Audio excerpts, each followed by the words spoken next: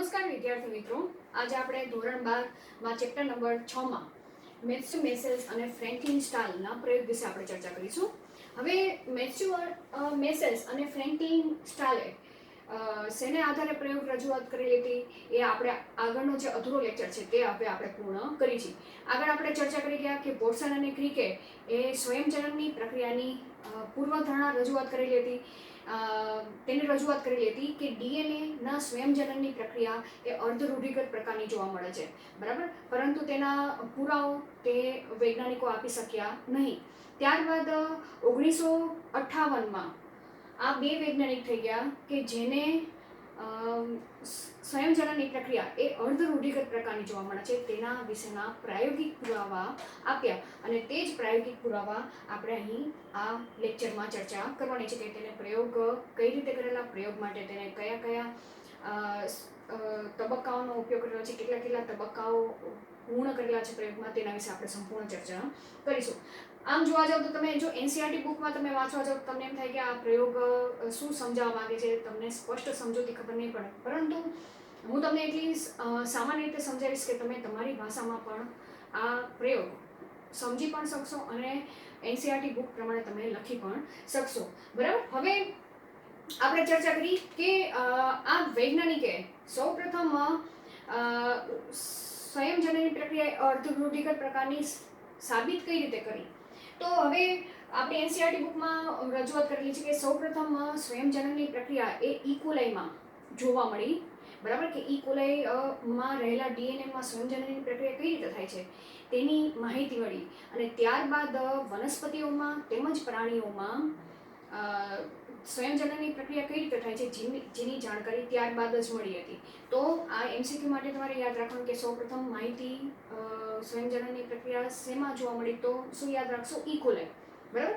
હવે આ વૈજ્ઞાનિકે પ્રયોગ માટે કયા કયા ઘટકોનો ઉપયોગ કરેલો છે તો તે આપણે અહીંયા સાઈડમાં લખી નાખી. વૈજ્ઞાનિકે પ્રયોગ માટે શેના માટે? પ્રયોગ માટે એક તો ઇકોલાઈનો ઉપયોગ કરેલો છે, બરાબર. તો અહીંયા જેનો ઉપયોગ કરેલો છે તે ઉપયોગ તરીકે જેના ઉપર પ્રયોગ કરેલો છે તે ઇકોલાઈનો ઉપયોગ કરેલો છે. હવે તેના સિવાય જોવા જઈએ તો આ ઇકોલાઈને યોગ્ય સંવર્ધન માધ્યમમાં ઉછેર કરેલા છે. તો સંવર્ધન માધ્યમ તરીકે હવે તમને ખબર છે કે કોઈ પણ સજીવ એ પોતે સ્થાયી ક્યારે રહી શકશે કે પોતે જીવિત ક્યારે રહી શકશે કે જે તેને પૂરતા પ્રમાણમાં ખોરાક મળી રહેશે તો તે જીવી શકે છે. ખોરાક મળશે તો આપણી જેમ જ તે દરેક સજીવ શું કરે છે? ચયાપચયની પ્રક્રિયા કરે છે, તેમાંથી એનર્જી મેળવે છે અને પોતાના વૃદ્ધિ વિકાસની પ્રક્રિયા કરે છે. તો અહીં પ્રયોગ માટે જે ઇકોલાઈ લીધેલા છે એ ઇકોલાઈને ખોરાક પૂરો પાડવા માટે જે માધ્યમ વાપરેલું છે, બરાબર. અહીંયા શબ્દ આપણે શું વાપરેલો છે? સંવર્ધન માધ્યમ. સંવર્ધન માધ્યમ તરીકે બે દ્રાવણ નો ઉપયોગ કરેલો છે. કયા કયા દ્રાવણ? એક તો એમોનિયમ ક્લોરાઇડ જ છે, પણ એમોનિયમ ક્લોરાઇડમાં જે નાઇટ્રોજન છે, એક એમોનિયમ ક્લોરાઇડના દ્રાવણમાં નાઇટ્રોજન તરીકે ભારે નાઇટ્રોજનના સમસ્થાનિકનો ઉપયોગ કરેલો છે, બરાબર, N15 નો ઉપયોગ કરેલો છે. અને બીજું અમોનિયમ ક્લોરાઇડનું દ્રાવણ છે તેમાં જે નાઇટ્રોજન છે તે નાઇટ્રોજનનો સમસ્થાનિક નહીં પણ નાઇટ્રોજન તમે જે અણુભાર લખો છો N14 યુક્ત નાઇટ્રોજન ધરાવતું અમોનિયમ ક્લોરાઇડનું દ્રાવણ લીધેલું છે, બરાબર. તો અહીંયા સંવર્ધન માધ્યમ તરીકે આપણે અહીંયા લખી શકીએ N15, બરાબર. જો તમારે લખવું હોય તો કઈ રીતે લખશો? જેમાં શું લખશો? જેમાં નાઇટ્રોજનનો ભારે સમસ્થાનિક N15 નો ઉપયોગ કરેલ છે. શેનો? N15 નો ઉપયોગ કરેલ છે. આ વ્યાખ્યા, આ જો આવી માહિતી તમને એનસીઆરટી બુકમાં નથી આપેલી પણ તમને આ માહિતી ખ્યાલ હોવી જોઈએ, બરાબર. સ્પષ્ટ તમને વ્યાખ્યાયિત નથી કરેલું, આપણે વ્યાખ્યા કરીને સમજૂતી મેળવી. બીજું દ્રાવણ લીધેલું છે અમોનિયમ ક્લોરાઇડ જ લીધેલું છે, બરાબર, પણ કેવું લીધું છે? જેમાં નાઇટ્રોજનનો અણુભાર કેટલો દર્શાવેલો છે? સામાન્ય તમને ખબર જ છે નાઇટ્રોજનનો N14 હોય છે. તો અહીંયા આપણે લખી શકીએ કે જેમાં નાઇટ્રોજન કેવો છે, હલકો છે, બરાબર. કોને કરતા નાઇટ્રોજન N14 નો ઉપયોગ કરેલ છે. ખ્યાલ આવી ગયો? અહીંયા કેવું લીધેલું છે, N15 આ દ્રાવણમાં, જ્યારે આ દ્રાવણમાં એ સામાન્ય નાઇટ્રોજન લીધેલો છે, બરાબર. તો આ જે N14 યુક્ત દ્રાવણ છે તેમાં નાઇટ્રોજન એ N15 યુક્ત દ્રાવણમાં રહેલા નાઇટ્રોજન કરતાં હલકો છે, બરાબર. તો અહીંયા આ કેવો છે, હલકો છે, અને અહીંયા આપણે ભારે શબ્દ વાપરેલો છે, બરાબર. આ ખાસ યાદ રાખજો. તો અહીંયા તમારે લખવું હોય તો લખી શકો, બરાબર. આપણે આ સમજૂતી માટે લખી છીએ કે N15 કરતા N14 હલકો છે. કેવો છે, હલકો છે. તો N15 કેવો છે, ભારે નાઇટ્રોજન છે, યાદ રાખજો, બરાબર. એક નાઇટ્રોજનનો સમસ્થાનિક છે. જો અહીંયા યાદ રાખજો, અહીંયા કોઈ રેડિયો એક્ટિવ નાઇટ્રોજનનો ઉપયોગ નથી કરેલો, પણ એ નાઇટ્રોજનના સમસ્થાનિકનો ઉપયોગ કરેલો છે, બરાબર. તો સંવર્ધન માધ્યમ તરીકે આપણે ચર્ચા કરી ગયા, બરાબર. આ બે સંવર્ધન માધ્યમો લીધેલા છે. ચલો, એના સિવાય અહીંયા પ્રયોગ માટે જોવા જઈએ તો સીઝિયમ ક્લોરાઇડ દ્રાવણનો ઉપયોગ કરેલો છે. કયા દ્રાવણનો? સીઝિયમ ક્લોરાઇડ, જેને CaCl તરીકે લખવામાં આવે છે, બરાબર. હવે આ દ્રાવણનો ઉપયોગ શા માટે કરેલો છે એ આપણે હવે ચર્ચા કરી. પહેલા આપણે કન્ટેન્ટ કયું વાપર્યું છે તે લખી નાખી, અને ચોથા તરીકે અલ્ટ્રા સેન્ટ્રીફ્યુગેશન એટલે કે સેન્ટ્રીફ્યુગેશન મશીનનો ઉપયોગ કરેલો છે, બરાબર. ચલો, પ્રયોગ માટે તેને આટલા ભાગનો ઉપયોગ કરેલો છે, બરાબર. હવે સીઝિયમ ક્લોરાઇડ, હવે આપણે પેલા ચર્ચા કરી નાખી, પછી પ્રયોગ સમજશું તો આપણે સરળતાથી સમજી શકશું. સીઝિયમ ક્લોરાઇડનો ઉપયોગ શા માટે કરેલો છે? હવે આ સીઝિયમ ક્લોરાઇડ એ ખાસ કરીને જોવા જઈએ તો DNA ના અલગીકરણની પ્રક્રિયામાં ઉપયોગ, યાદ રાખજો. આપણે શું લખી છે તેનો ઉપયોગ, બરાબર. કે પ્રયોગ માટે કેમ સીઝિયમ ક્લોરાઇડ વાપરેલો છે? તો DNA ને અલગીકૃત કરવા માટે CaCl નો ઉપયોગ કરવામાં આવે છે, બરાબર. આ ખાસ યાદ રાખજો MCQ માટે પણ, કે DNA ને અલગીકૃત કરવા માટે, દ્રાવણમાંથી DNA ને અલગ તારવવા માટે CaCl નો ઉપયોગ કરવામાં આવે છે. હવે CaCl શા માટે CaCl જ ઉપયોગ કરેલો છે? તો ખાસ કરીને જોવા જઈએ તો તેની ઘનતામાં વેરિએશન જોવા મળે છે, અને તે વેરિએશનને આધારે, વેરિએશન એટલે કે જુદાપણું જોવા મળે છે, અને તેને આધારે જુદી જુદી ઘનતા ધરાવતું DNA આ CaClની ઘનતા જ્યાં હશે ત્યાં તે DNA બેન્ડ સ્વરૂપે જોવા મળે છે. ચલો, એક પ્રયોગ તરીકે તમને સમજાવું કે CaCl નું આ રીતે ટેસ્ટ ટ્યુબમાં દ્રાવણ ભરવામાં આવે છે. આ શું છે? ટેસ્ટ ટ્યુબ છે, બરાબર. હવે ટેસ્ટ ટ્યુબમાં CaCl નું અહીંયા શું દ્રાવણ ભરવામાં આવે છે? CaCl, સીઝિયમ ક્લોરાઇડનું. હવે આ ટેસ્ટ ટ્યુબને સેન્ટ્રીફ્યુગેશન મશીન કેવું હોય કે જેની અંદર ટેસ્ટ ટ્યુબ રાખવાની જગ્યા હોય, બરાબર. પછી એને તમારે જેટલી ઝડપથી ફેરવવું હોય ટેસ્ટ ટ્યુબને એટલી ઝડપથી તમે, એટલી RPMથી કે પર મિનિટમાં તમે માનો કે 100 વખત તમારી ટેસ્ટ ટ્યુબ ગોળાકાર રીતે ફરે એ તમે સેટ કરી શકો. તો સીઝિયમ ક્લોરાઇડ દ્રાવણ ધરાવતી ટેસ્ટ ટ્યુબને સેન્ટ્રીફ્યુગેશન મશીનમાં, બરાબર, સેન્ટ્રીફ્યુગેશન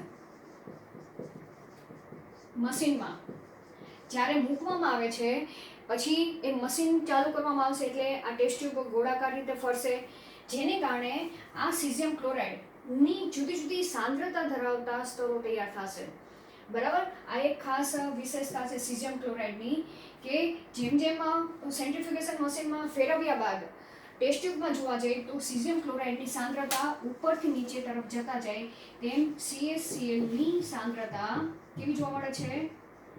વધુ જોવા મળે છે. ક્યાંથી ક્યાં સુધી? ઉપરથી નીચે તરફ જતા જાય તેમ સીઝિયમ ક્લોરાઇડની સાંદ્રતા વધુ જોવા મળે છે. એનો મતલબ કે ઉપરની બાજુએ સાંદ્રતા કેવી હોય છે? અહીંયા CaCl ની સાંદ્રતા ઓછી હોય છે, બરાબર, અને અહીંયા CaCl ની સાંદ્રતા વધુ જોવા મળે છે. ખ્યાલ આવી ગયો? હવે ઘનતાની વાત કરવા જઈએ તો ઘનતા છે તે, બરાબર, તેની ઘનત્વને આધારે તો હવે ખાસ કરીને જે ડીએનએ છે એ ડીએનએ સીઝિયમ ક્લોરાઇડના દ્રાવણમાં જ્યાં તેની ઘનતા સરખી જોવા મળશે CaCl સાથે, ત્યાં એ ડીએનએ આવીને જ્યારે ડીએનએનું દ્રાવણ નાખવામાં આવે છે આની અંદર, ત્યારે CaClની ઘનતા ને સમાન ડીએનએની ઘનતા જોવા મળશે.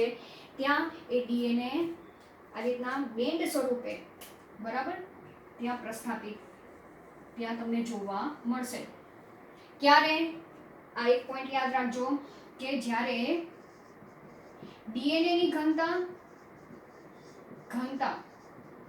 અને CaClની ઘનતા સમાન થશે ત્યારે ડીએનએ નું અલગીકરણ જોવા મળે છે. ખ્યાલ આવી ગયો? આ એક પોઈન્ટ યાદ રાખજો.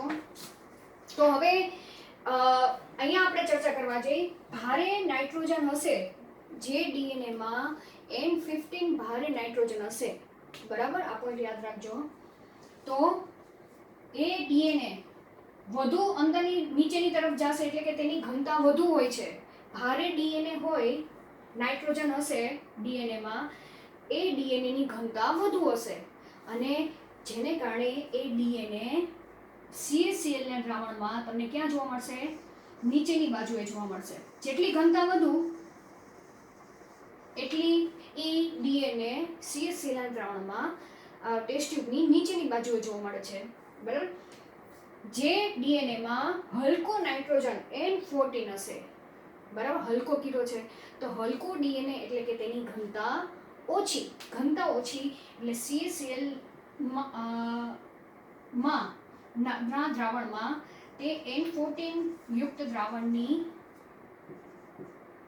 ડીએનએ એ ટેસ્ટ ટ્યુબની ઉપરની બાજુએ જોવા મળશે, એ બેન્ડ, બરાબર. તો અહીંયા હું તમને એક શોર્ટ પોઈન્ટ લખાવી દઉં, બરાબર. ચલો, આપણે CaCl નું તો તમારે લખવાનું નથી, પણ તમારે આ પ્રયોગ સાબિત કરવા માટે, બરાબર, કે આ પ્રયોગ સમજવા માટે તમારે CaCl નું સમજવું જરૂરી હતું, બરાબર. અહીંયા હું તમને એક પોઈન્ટ લખાવી દઉં છું. આ યાદ રાખજો, જ્યારે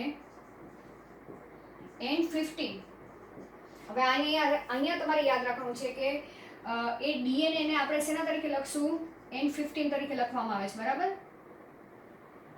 N15 ડીએનએ. જ્યારે અહીંયા આપણે એ ડીએનએ જેની અંદર હલકો નાઇટ્રોજન હશે તે ડીએનએ ને શેના તરીકે લખવામાં આવે છે? N14 લખવામાં આવશે. ખ્યાલ આવી ગયો? તો હવે જ્યારે N15 ડીએનએ CaCl દ્રાવણમાં N15 ડીએનએ એ કેવો છે? ભારે છે, ભારે નાઇટ્રોજન છે. ભારે નાઇટ્રોજન હોય તો તેની કેવી હોય? ઘનતા વધુ હોય. ઘનતા વધુ તો CaCl દ્રાવણમાં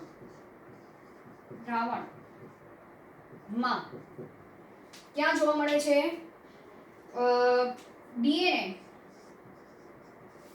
ટેસ્ટ ટ્યુબમાં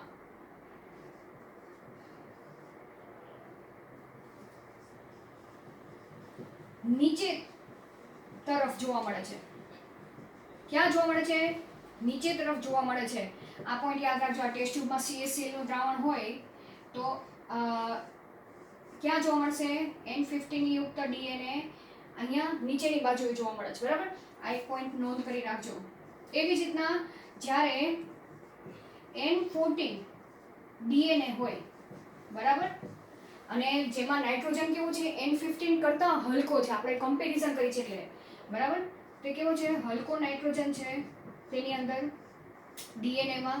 તો એને જો CaCl દ્રાવણમાં આ ટેસ્ટ ટ્યુબ દોરું છું, CaCl દ્રાવણમાં નાખવામાં આવે અને સેન્ટ્રીફ્યુજ કરવામાં આવે તો હલકું હોવાને કારણે તેની ઘનતા પણ કેવી હશે? અહીં લખી નાખો, ઘનતા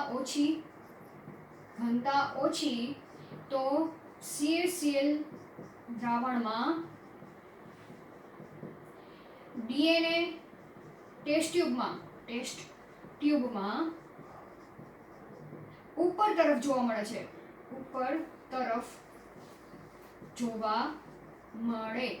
ખ્યાલ આવી ગયો? તો એ બેન્ડ તમને ક્યાં જોવા મળશે? અહીંયા ઉપર જોવા મળશે. ખ્યાલ આવી ગયો? બરાબર. આ બેન્ડ, આ કેવું બેન્ડ છે? અહીંયા N14 DNA ધરાવતું બેન્ડ, બરાબર. આ N15 DNA ધરાવતું બેન્ડ. ખ્યાલ આવી ગયો? હવે એક ત્રીજો પોઈન્ટ ખાસ MCQ માટે આ પોઈન્ટ તમારે લખવાનો છે, બરાબર. પછી બાકી થિયરી તો હું તમને PDF મોકલી દઈશ, તમે એમાંથી જોઈ લેજો. ચલો, ત્રીજો પોઈન્ટ કે જ્યારે N15 અને N14 DNA હોય, એટલે કે DNA ની બે સ્ટ્રેન્ડ હોય, બરાબર. બે સ્ટ્રેન્ડમાંથી એક DNA ની શૃંખલા N15 વાળી હોય અને બીજી શૃંખલા N14 વાળી હોય, બરાબર. તો તેની અંદર, બરાબર, DNA કેવો જોવા મળે છે? હલકો પણ જોવા મળે છે અને ભારે શૃંખલા પણ જોવા મળે છે, બરાબર. અને ખાસ કરીને જોવા જઈએ તો એને હલકો તેમજ ભારે DNA, ભારે નાઇટ્રોજન છે, બરાબર, તેની અંદર DNA-માં. તો તેની ઘનતા કેવી જોવા મળે છે? મધ્યસ્થી જોવા મળે છે, બરાબર. કે અને CaCl ના દ્રાવણમાં DNA ટેસ્ટ ટ્યુબમાં ક્યાં જોવા મળશે? મધ્ય તરફ જોવા મળશે. તો આપણે એ ટેસ્ટ ટ્યુબમાં જો આપણે સ્ટ્રેન્ડ લખવા જાય તો ક્યાં જોવા મળશે? અહીંયા પણ નહીં જોવા મળે DNA, ઉપર પણ નહીં જોવા મળે, પણ ક્યાં જોવા મળશે? તે બેન્ડ સ્વરૂપે વચ્ચેની બાજુએ. ચાલો તમને સ્પષ્ટ દેખાય એટલે આ રીતે લખું છું, બરાબર. આ રીતે તમને વચ્ચેની બાજુએ N14 અને N15 DNA ધરાવતું બેન્ડ જોવા મળશે. ખ્યાલ આવી ગયો? આટલો પોઈન્ટ. હવે આપણે પ્રયોગ વિશે આગળ ચર્ચા કરી, બરાબર. આ તમને સમજૂતી માટે તમારે આ તો જવાબમાં લખવાનું જ છે. આ તમારે ખાસ MCQ રીતે તૈયાર કરવા માટે તમારે આ પોઈન્ટ નોંધ કરી રાખવા. હવે આપણે પ્રયોગ વિશે આગળ ચર્ચા કરી, બરાબર. હવે મેથ્યુ, મેસેલ્સ અને ફ્રેન્કલિનના પ્રયોગ વિશે આપણે ચર્ચા કરી, બરાબર. ચલો, પ્રયોગ માટે સૌથી પહેલા સ્ટેપમાં મેથ્યુ અને મેસેલ્સે ઇકોલાઈ ને ભારે નાઇટ્રોજન યુક્ત અમોનિયમ ક્લોરાઇડ દ્રાવણમાં તેને મિશ્ર કર્યા, બરાબર. આને તમારે લખવું હોય તો લખી નાખો. ઇકોલાઈને ભારે નાઇટ્રોજન N15 યુક્ત અમોનિયમ ક્લોરાઇડ દ્રાવણમાં, શેમાં? અમોનિયમ ક્લોરાઇડ દ્રાવણમાં. પછી શું કર્યું? નાખ્યા તો ખરા, પણ ઘણી બધી પેઢીઓ સુધી તેને ઉછેર કર્યા, બરાબર. યાદ રાખજો, ઘણી બધી પેઢી સુધી ઉછેર કર્યા, બરાબર. ચલો, આ પેલો પોઈન્ટ થઈ ગયો. ઘણી બધી પેઢી સુધી શબ્દ વાપરેલો છે. હવે આ યાદ રાખજો કે ઈ કોલાઈનો જે વૃદ્ધિની સમયગાળો છે એ 20 મિનિટનો હોય છે. એટલે કે એ જ્યારે પોતાની કોપી બનાવે છે, હવે તમને ખબર છે કે કઈ પ્રજનનની પ્રક્રિયા કરશે? અલિંગી પ્રજનનની પ્રક્રિયા કરશે, જેને કારણે એક ઈ કોલાઈ એ પોતાનાથી જ્યારે 2 ઈ કોલાઈ બનાવે છે તેનો સમયગાળો 20 મિનિટનો અંદાજિત હોય છે. તો એ 20 મિનિટમાં તે પોતાની કોપી કેવી કરે છે? ડબલ કરે છે. તો માનો કે આ જે સેમ્પલ મૂકેલું છે, માનો કે આ ફ્લાસ્ક છે, બરાબર. ફ્લાસ્કની અંદર આ સેમ્પલ મૂકેલું છે, બરાબર. અહીંયા અમોનિયમ ક્લોરાઇડનું દ્રાવણ રાખેલું છે. કયું છે? NH4Cl. પણ જેમાં નાઇટ્રોજન કેવો છે, ભારે છે, N15 છે, બરાબર. અને તેની અંદર આ રીતે ઇકોલાઈ અંદર નાખેલા છે, બરાબર. હવે 20 મિનિટ ડબલ થાય છે એટલે કે સમજી લો કે 24 કલાક માટે જો ઇકોલાઈને અમોનિયમ ક્લોરાઇડના દ્રાવણમાં નાખવામાં આવે તો કેટલા ઇકોલાઈ બનશે તમે કાઉન્ટ કરી શકો. 20 મિનિટમાં ડબલ થાય છે, 1 ના 2 થાય છે, બરાબર. તો હવે 24 કલાકમાં કેટલા થશે તો એ તમે કાઉન્ટ કરી શકો. ઘણી બધી પેઢીઓ જોવા મળશે ઇકોલાઈની. તો હવે દ્રાવણ તરીકે અમોનિયમ ક્લોરાઇડ વાપરેલું છે તો હવે એક ડીએનએમાંથી 2 ડીએનએ બનાવવું હોય તો ડીએનએના સ્વયંજનનની પ્રક્રિયા થશે. ડીએનએના સ્વયંજનનની પ્રક્રિયા થશે તો આ જે અમોનિયમ ઇકોલાઈ છે, ઇકોલાઈના ડીએનએ કેવું છે, સામાન્ય ડીએનએ છે, બરાબર. આ રીતે પછી જ્યારે બીજી ડીએનએની સ્ટ્રેન્ડ બનાવેલી હશે તો N15 વાળું નાઇટ્રોજનયુક્ત ડીએનએ તૈયાર થશે. પછી આવી તમે ઘણી બધી કોપીઓ આની અંદર તૈયાર થશે. તો જે ઇકોલાઈ બને છે તે બધા જ ઇકોલાઈની અંદર ડીએનએ N15 યુક્ત પ્રાપ્ત થાય છે. આ યાદ રાખજો, બરાબર. હવે અહીંયા તમે લખી શકો કે જેને કારણે, બરાબર, શું થશે, જેને કારણે ઇકોલાઈ ના ડીએનએ માં બધા જ, બરાબર, બધા આ શબ્દ યાદ રાખજો, ડીએનએ માં ભારે નાઇટ્રોજન એટલે કે N15 ની હાજરી જોવા મળે છે, ની હાજરી જોવા મળે છે, બરાબર. આ યાદ રાખજો, N15 લખેલું છે, બરાબર. હવે એ ડીએનએ ને આપણે કઈ રીતે લખશું, N15 ડીએનએ લખશું, બરાબર. હવે શું કરવામાં આવે છે તો હવે આને આપણે ડ્રો કરવું હોય તો એ આપણે અહીંયા કરી શકીએ.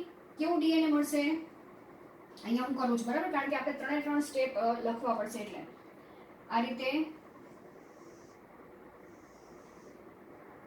આ N15 ડીએનએ છે અને આ પણ N15 ડીએનએ મળશે. ખ્યાલ આવી ગયો. હવે નેક્સ્ટ સ્ટેપ શું કરવામાં આવે છે કે N15 ડીએનએ ને સીઝિયમ ક્લોરાઇડ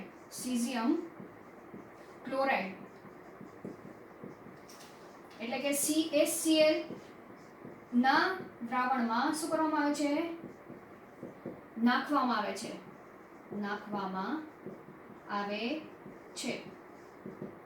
ખ્યાલ આવી ગયો. સીઝિયમ ક્લોરાઇડમાં નાખવામાં આવ્યું, ત્યારબાદ તો એ આપણે અહીંયા કરી નાખી, બરાબર.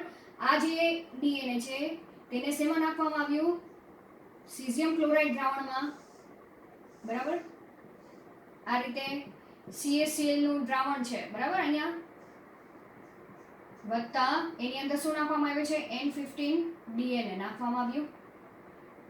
ત્યારબાદ શું કરવામાં આવે છે, છેલ્લો સ્ટેપ, સેન્ટ્રીફ્યુગેશન કરવામાં આવે છે. સેન્ટ્રીફ્યુગેશન કરવામાં આવે છે, બરાબર. એટલે કે આને સેન્ટ્રીફ્યુજ મશીનમાં આગળ આપણે ચર્ચા કરી ગયા, ગોળ ફેરવવામાં આવશે. પરિણામ શું આવશે, જેને કારણે N15 ડીએનએ કેવો છે, ભારે છે, બરાબર. અને CaCl ની સાંદ્રતા કે ઘનતા જ્યાં વધુ હશે તે જગ્યા તરફ તે સ્થળાંતર કરશે. ક્યાંથી, અહીંયાથી અહીંયા તે અંદરની બાજુએ સ્થળાંતર કરશે. જ્યારે CaCl ની ઘનતા અને ડીએનએ ની ઘનતા સમાન થશે ત્યારે તે ડીએનએ લગભગ અહીંયા તે સ્થાયી જોવા મળશે, બરાબર. પછી તે આગળ નહીં વધી શકે, બરાબર.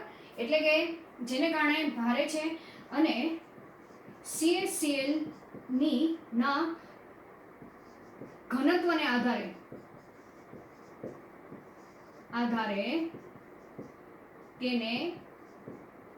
તેનું અલગીકરણ કરવામાં આવ્યું. ખ્યાલ આવી ગયો. તો આ પહેલું સ્ટેપ ફોલો કર્યું, પહેલો સ્ટેપ ખબર પડી ગઈ શું કરવામાં આવે છે. તો અહીંયા જે ડીએનએ ની જે બંને સ્ટ્રેન્ડ છે, બરાબર, કેવી જોવા મળે છે? N15 અને N15 જે આ સ્ટ્રેન્ડ છે એ તમને અહીંયા બેન્ડ સ્વરૂપે જોવા મળે છે. હવે સેકન્ડ સ્ટેપ વિશે આપણે ચર્ચા કરીએ. બરાબર, અહીંયા હું લખી નાખું. બરાબર, આ ફર્સ્ટ સ્ટેપ છે. સેકન્ડ સ્ટેપ, હવે શું કરવામાં આવે છે કે N15 DNA યુક્ત ઈ કોલાઈને લીધો. ક્યાંથી? અહીંયા બધા ઈ કોલાઈ કેવા થઈ ગયા છે? N15 DNA યુક્ત થઈ ગયા છે. બરાબર, કેવા? આવા થઈ ગયા છે. તે ઈ કોલાઈને આમાંથી લઈને N14 યુક્ત દ્રાવણમાં નાખવામાં આવ્યા.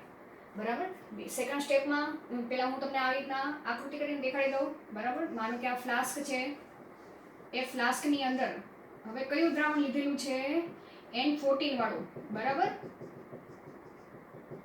અહીંયા કયું દ્રાવણ છે? N14 યુક્ત અમોનિયમ ક્લોરાઇડનું દ્રાવણ છે. બરાબર, 14 યાદ રાખજો, એટલે કે હલકા નાઇટ્રોજન. આની અંદર જે હવે ઈ કોલાઈ નાખવામાં આવેલો છે, ઈ કોલાઈ, તેની અંદર ડીએનએ કેવું છે? ચલો એ બોલો. આ સેકન્ડ સ્ટેપ છે. N15 યુક્ત ડીએનએ ધરાવતું. ખ્યાલ આવી ગયો? તેવા ઈ કોલાઈને, એટલે કે આમાંથી ઈ કોલાઈ લઈને આ દ્રાવણમાં નાખવામાં આવ્યું. આ સેકન્ડ સ્ટેપ ખ્યાલ આવી ગયો? ચલો હું અહીંયા લખી દઉં તમને. N15 ડીએનએ ધરાવતા ઈ કોલાઈને N14 યુક્ત દ્રાવણમાં નાખવામાં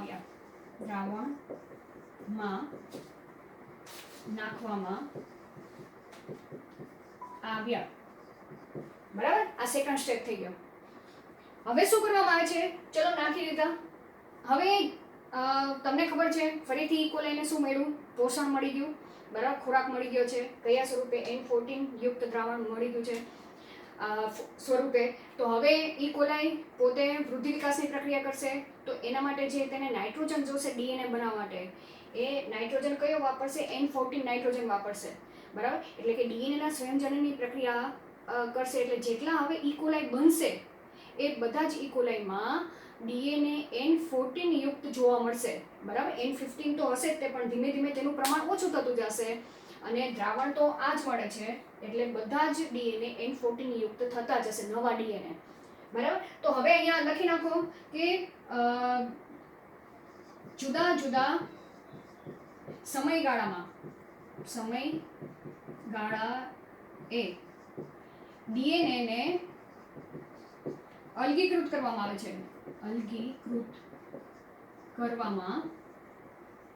આવે છે. બરાબર, ચલો હવે કરવામાં આવે છે એટલું લખ્યું છે. હવે આપણે આગળનો સ્ટેપ, ત્રીજો સ્ટેપ જે આપણે એનસીઈઆરટી બુકમાં કીધેલું છે. બરાબર, હવે અહીંયા ચલો પહેલું સ્ટેપ તો તમને આ મળી ગયું. બરાબર, હવે આપણે અહીંયા લખી કે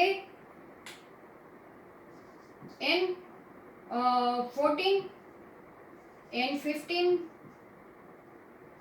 ડીએનએ. ચલો અહીંયા આપણે લખી કે ચલો 20 મિનિટ ના સમયગાળે. બરાબર, અહીંયાથી જેવું આપણે નાખ્યું છે ઈ કોલાઈ N15 યુક્ત ડીએનએ N14 યુક્ત દ્રાવણમાં નાખ્યું, તેના 20 મિનિટ બાદ તરત જ તેમાંથી એક સેમ્પલ લઈ લેવામાં આવશે ઈ કોલાઈનું, અને પછી તેમાંથી ડીએનએને અલગીકૃત કરવામાં આવ્યું. સેમ આ જ રીતે. બરાબર, તો આપણે અહીંયા લખીએ 20 મિનિટના સમયગાળે ઈ કોલાઈમાંથી ડીએનએને અલગીકૃત કરવામાં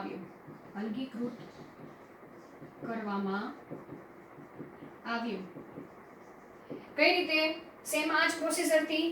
બરાબર, કે તેને લખી નાખો અહીંયા ડીએનએ ને CaCl ના દ્રાવણમાં નાખવામાં આવ્યું.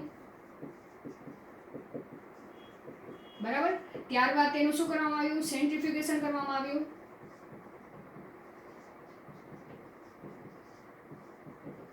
બરાબર, સેન્ટ્રીફ્યુગેશન કર્યું તો શું પરિણામ મળ્યું તે આપણે લખીએ.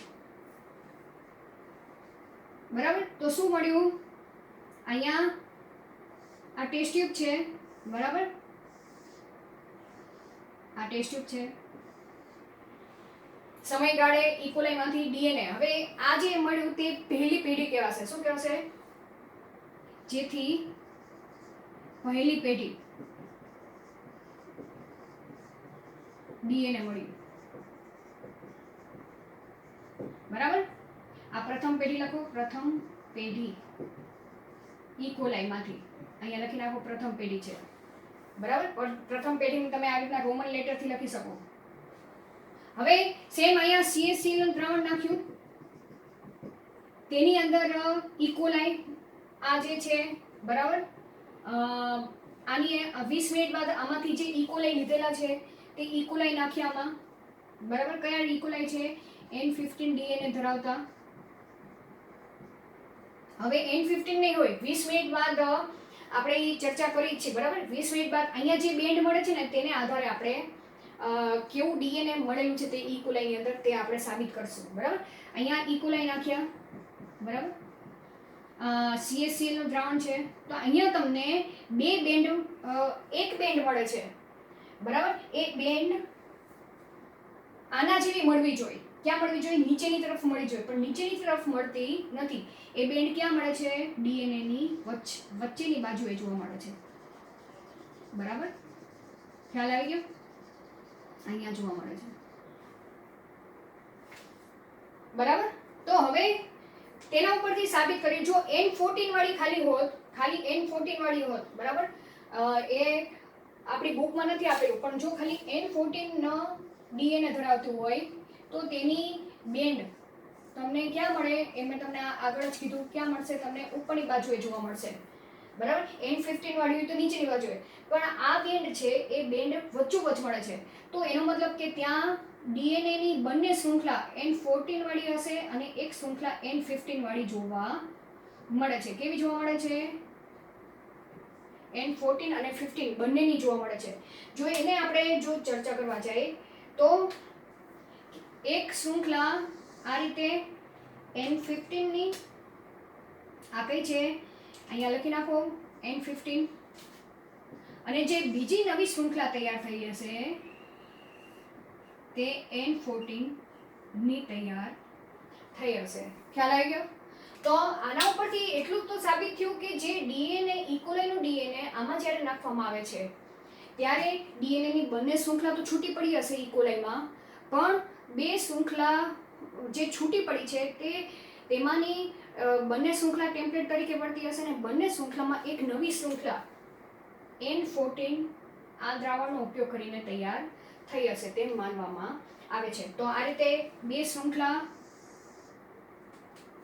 આ N15 અને આ રીતે બીજી શૃંખલા N14 યુક્ત તૈયાર થઈ હોય તેમ માનવામાં આવે છે. તો આપણે NCERT બુકમાં જે બે આકૃતિ આપેલી છે એ બે આકૃતિ આપણે અહીં પૂર્ણ કરી. ચલો હવે આપણે ત્રીજી, જેમ આપણે અહીંયા આ સેમ્પલમાંથી 20 મિનિટે ઇકોલાઈનું સેમ્પલ લીધું અને તેને સેન્ટ્રીફ્યુજ કર્યું તો બેન્ડ આ મળી.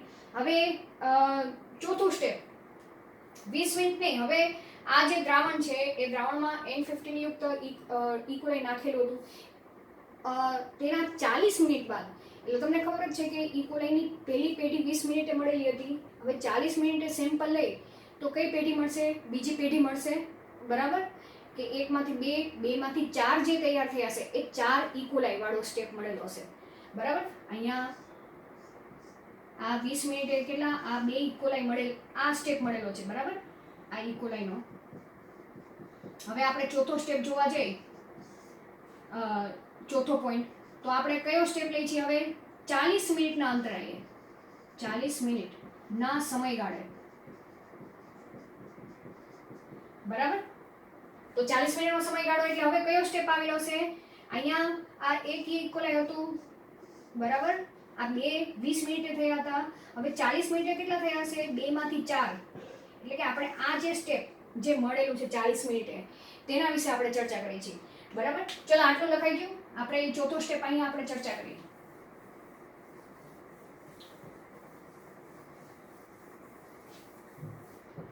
ચલો ચોથો પોઈન્ટ, 40 મિનિટના અંતરાએ ઈ કોલાઈ નું દ્રાવણ લઈ તેમાંથી એટલે કે તેને બરાબર તેને CaCl ના દ્રાવણમાં નાખતા પછી ત્યારબાદ શું કરવામાં આવે છે સેમ પ્રક્રિયા ઈ જ તે સેન્ટ્રીફ્યુગેશન કરતા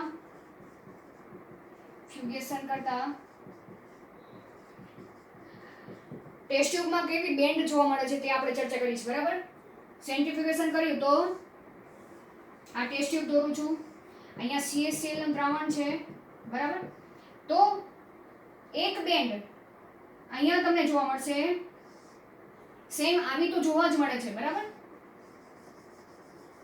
એટલે કે મધ્યસ્થ બાજુએ જ્યાં DNA ની બંને સ્ટ્રેન્ડ એક સ્ટ્રેન્ડમાં હશે N14 અને બીજી જે શૃંખલા છે તેમાં N14 નાઇટ્રોજન યુક્ત હશે બરાબર અને બીજી બેન્ડ એ સેમ આવી જોવા મળે છે N14 કે ઉપરની બાજુએ જોવા મળે છે ટેસ્ટ ટ્યુબમાં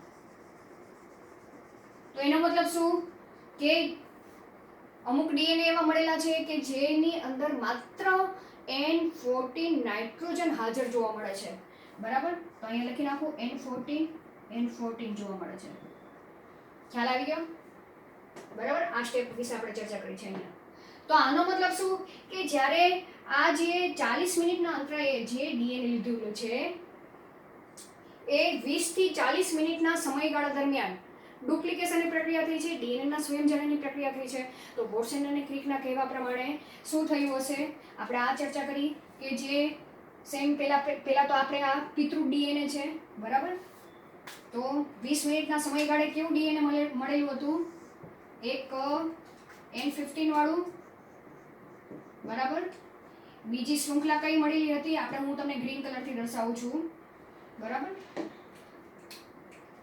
આ N14 DNA વાળી પછી બીજું DNA નું અણુ N15 આ N14 બરાબર 20 થી 40 મિનિટના સમયગાળા દરમિયાન આ બંને શૃંખલા છૂટી પડી હશે બરાબર પહેલા તો આપણે આવડી આ શૃંખલા બેને છૂટી પાડી આમાંથી કઈ પ્રક્રિયા થઈ હશે બંને શૃંખલા પહેલા છૂટી પાડી છે બરાબર પહેલા આપણે આનું જ લખી છે બરાબર આ બે છૂટી પડી પછી DNA ના સંશ્લેષણની પ્રક્રિયા થઈ હશે એટલે કે અહીંયા નવી શૃંખલા તૈયાર થઈ હશે તો દ્રાવણ તો કયું છે N14 વાળું છે તો નવી DNA ની શૃંખલા એ N14 વાળી જ તૈયાર થઈ બરાબર તો અહીં લખી નાખો black colour N15 green colour N14 વાળી આ શૃંખલા જે ગ્રીન કલર છે અહીંયા દર્શાવેલું છે આ ગ્રીન કલર બરાબર એ તો N14 વાળી છે જ તે N14 તે એની સામે દ્રાવણ કયું છે N14 વાળું છે તો બીજી શૃંખલા પણ N14 વાળી જ તૈયાર થશે N14 વાળી બરાબર સેમ આ બંનેની શૃંખલામાં પણ એમ જ થશે આ બંને પહેલા છૂટી પડશે તો એક શૃંખલા આ છૂટી પડી બીજી શૃંખલા આ છૂટી પડી બરાબર નવી DNA ની શૃંખલા તૈયાર થશે આ કઈ છે N15 વાળી છે બરાબર હું પહેલા આ બંને બાજુમાં લખી નાખું બરાબર પહેલા હું N14 વાળી અહીંયા ગ્રીન કલર લખી નાખું અને બીજી આ રીતે હવે હું આની વાત કરું છું બરાબર તો હવે દ્રાવણ તો N14 વાળું છે તો નાઇટ્રોજન N14 વાળો જ ઉપયોગ થશે અને નવી શૃંખલા N14 વાળી જ તૈયાર થશે N14 અને અહીંયા આ ભલે N15 વાળી છે પણ જે નવી શૃંખલા તૈયાર થશે એ N14 વાળી જ તૈયાર થશે ખ્યાલ આવી ગયો તો અહીંયા તમે જોશો તો આ બે શૃંખલા કેવી છે મધ્યસ્થી વાળી છે આ બે બરાબર ઇન્ટરમીડિયેટ વાળી છે તો અહીંયા તમે જોશો તો આ હું તમને અહીંયા ગ્રીન કલર દર્શાવી દઉં બરાબર અહીંયા તમને દેખાય છે આ જે બે મળી છે એની બેન્ડ સેમ આના જેવી જ મળશે N14 N15 અહીંયા દેખાય છે આ N14 N15 એ અહીંયા વચ્ચે જોવા મળશે ટેસ્ટ ટ્યુબમાં. પણ આ જે બંને શૃંખલા ડીએનએના બે અણુ છે જેમાં બંને શૃંખલા N14 N14 વાળી છે, તો તે બંને શૃંખલા કેવી છે? સાવ હલકી છે, બરાબર, એન આના કરતાં, અને તેનું ઘનત્વ પણ કેટલું જોવા મળે છે? ઓછું જોવા મળે છે, જેને કારણે તે ટેસ્ટ ટ્યુબમાં ઉપરની સપાટીએ તેની બેન્ડ જોવા મળે છે. ખ્યાલ આવી ગયો? તો આના ઉપરથી સેમ આ રીતે તમે હવે 40 મિનિટે તમે આ પરિણામ મળેલું છે. હવે તમે 80 મિનિટે 60 મિનિટે આ દ્રાવણ જે છે એ દ્રાવણમાં જે ઇકોલાઈ નાખેલા છે તેના 60 મિનિટ બાદ તમે આમાંથી દ્રાવણ લો ઇકોલાઈનું અને સેમ તેને CaCl ના દ્રાવણમાં નાખો, સેન્ટ્રીફ્યુજ કરો, તો શું પરિણામ આવે છે એ તમે જાતે આના ઉપરથી બનાવી શકશો, બરાબર. આ કેટલી 4 ડીએનએના અણુ મળેલા છે, 4 ઇકોલાઈમાં 4 ડીએનએ છે, બરાબર. એની બધી શૃંખલાઓ છૂટી પડશે. સ્વયંજનનની પ્રક્રિયા દ્રાવણ તો N14 જ છે, બરાબર. એટલે જેટલી નવી ડીએનએ શૃંખલા તૈયાર થશે બધામાં N14 જોવા મળશે. તો અહીંયા જેમ જેમ તમે સમયગાળો વધારતા જાઓ છો તેમ તેમ જેવું દ્રાવણ હશે તેવું જ ડીએનએ બનશે, બરાબર. તો N14 યુક્ત ડીએનએનું પ્રમાણ વધતું જ જશે અને N15 યુક્ત ડીએનએની શૃંખલાનું પ્રમાણ સાવ નહિવત જેવું જોવા મળશે. જો સાવ કમ્પ્લીટ તો નહીં થાય પણ જોવા તો મળશે તે. એટલે આ જે બેન્ડ છે એ ધીમે ધીમે સમયગાળો વધતો જશે તેમ ડીએનએની બેન્ડની કન્સન્ટ્રેશન ઓછું થતું જશે અને N14 યુક્ત જે બેન્ડ છે તેનું પ્રમાણ ધીમે ધીમે સાંદ્રતા વધતી જોવા મળશે સમયગાળો વધતો જશે તેમ. તો આના ઉપરથી મેસેલ્સ અને સ્ટાલે સાબિત કર્યું કોના આધારે? ઘનત્વના આધારે, બરાબર. ડીએનએના CaCl ના ઘનત્વના આધારે, ઘનતાના આધારે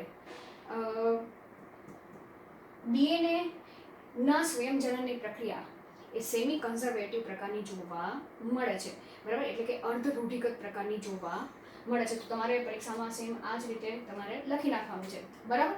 હવે આગળ આપણે ચર્ચા કરી તો મેસલ્સ અને સ્ટાલના પ્રયોગને આધારે આગળ જુદા જુદા વૈજ્ઞાનિક થઈ ગયા, તેને જુદી જુદી પોતાના મંતવ્ય રજૂઆત કરેલી, બરાબર. તો તેના આધારે બીજા આપણે 2 વૈજ્ઞાનિકના નામ વિશે ચર્ચા કરી. ચલો આટલું નોંધ થઈ ગયું, બરાબર.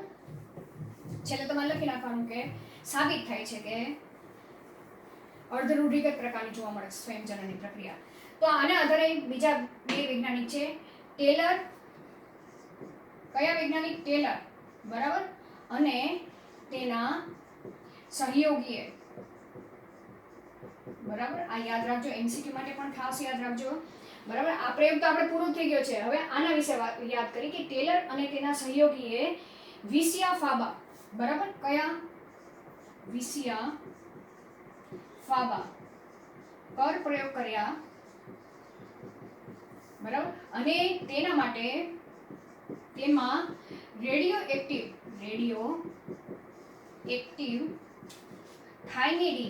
થાઇમિડીન નો ઉપયોગ કર્યો.